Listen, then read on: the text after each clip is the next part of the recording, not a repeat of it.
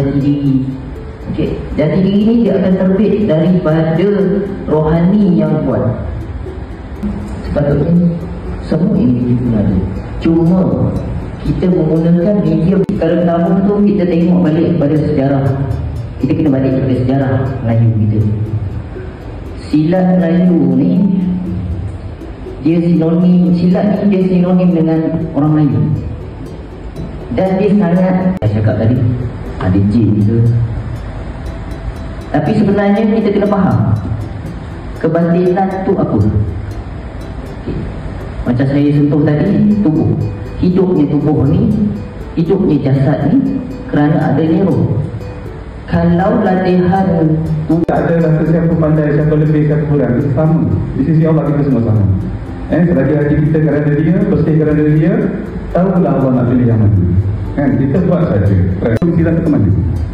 Kalau ujung silat tu akhirnya jumpa Allah, mengenal Allah, sama je. Kan, main silat ni akhirnya kita nak balik kepada dalam keadaan bersih, fitrah. Minta maaf saya sendiri pun hampir-hampir. Ini berkait rapat dalam ilmu mempertahankan diri. Hadirin dan silat cikar, silat pusaka, silat kalimah, sending dan sebagainya. Adakah perbezaan antara silat-silat itu, iaitu perbezaan daripada segi kebatinan dan sebagainya, dan mengapa ada perbezaan? Rasulullah seorang yang hebat, yang mana diriwayatkan oleh Anas bin Malik, satu ketika berlaku dentuman di Madinah.